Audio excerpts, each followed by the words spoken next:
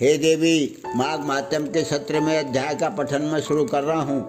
भगवान दत्तात्रेय जी ने शेष बाबू से कहा कि अप्सरा कांचन मालिनी अपना संपूर्ण वृत्तांत सुनाने के बाद उस राक्षस से पूछने लगी, हे राक्षस, अब तुम अपने दुर्दशा का कारण बताओ। स्पष्ट रूप से कहो कि किस महापाप के कारण तुम इस राक्षस योनि को प्राप्त हुए हो।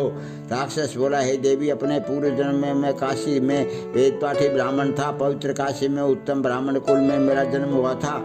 मैं पवित्र कुलोत्पन्न शास्त्रज्ञ तथा धर्मज्ञ था, किंतु मैंने दुराचारी और हिंसक राजाओं शूद्रों चांडालों तथा पापियों से अनेकों बार दान ग्रहण किए।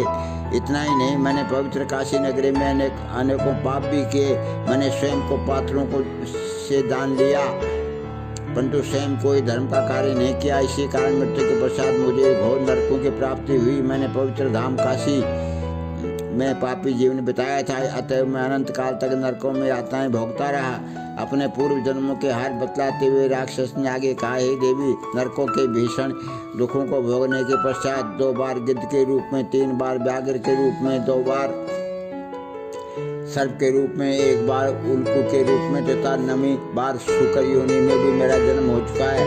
अतः 10वीं बार मुझे राक्षस योनि प्राप्त हुई है। इस योनि में मैं सैकड़ों वर्ष का जीवन बिता चुका हूँ, परंतु मेरा उद्धार नहीं हो रहा है। मैंने अपने इस वर्तमान निवास क्षेत्र को असंख्य निर्दोष जीवों की हत्या से 3 योजन के विस्तार तक जीवनहीन कर दिया है। मैंने अनेकों निरपराध जीवों की हत्या की है, जिसके पाप से मैं घोर दुखी तथा अशांत हूँ। हे देवी, आपके दर्शनामृत का पान कर मुझे अथाह शांति मिली है। अब आप कृपा करके मेरे कष्ट निवारण की युक्ति बतलाने की कृपा करें। राक्षस के इस प्रकार दीनतापूर्वक निवेदन करने पर परोपकारी अप्सरा कांचन मालिनी कुछ देर तक विचार करके बोली, हे राक्षस, मैं तुम्हारे पाप कर्मों से अवगत हूँ।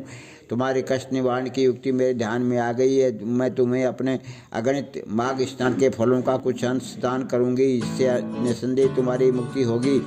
माघ स्नान के अद्वितीय पुण्य फल का वर्णन करना देवताओं के लिए भी पूर्ण संभव नहीं है।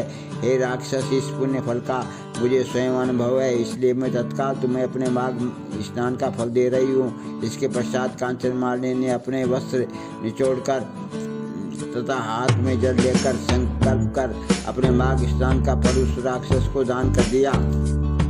कंचन मालिनी के स्नान से चमत्कारी प्रभाव से हुए राक्षस तत्काल राक्षस योनि से मुक्त होकर देवताओं जैसे स्वरूप को प्राप्त हो गया। उसी समय देव योनि प्राप्त कर चुके राक्षस को स्वर्ग लोक ले जाने के लिए एक दिव्य विमान आ गया। प्रस्थान के पूर्व नतमस्तक होकर उसने कंचन मालिनी से कहा, हे माता, आपने पापों तथा दुखों से मुझे मुक्त किया है।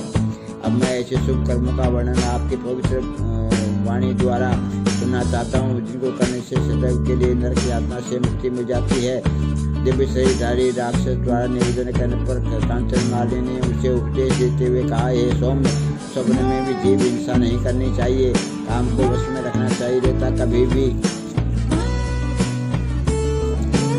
पर स्त्री गमन नहीं करना चाहिए। सदैव भगवत भजन तथा धर्म कर्मों में लीन रहना चाहिए।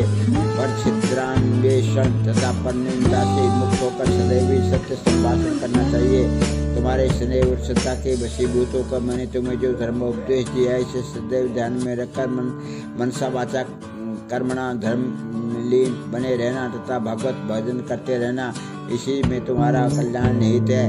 कांचन मालिनी का उपदेश सुनकर देव कायाधारी राक्षस बोला, हे भद्रे, आपका सदैव कल्याण हो। आप सदैव सुखी तथा प्रसन्न रहो जब तक सूर्य चंद्र स्थित हैं। आप कैलाश पर्वत पर निवास करते हुए महादेवी पार्वती जी तथा शंकर जी की कृपाएं प्राप्त करते रहें।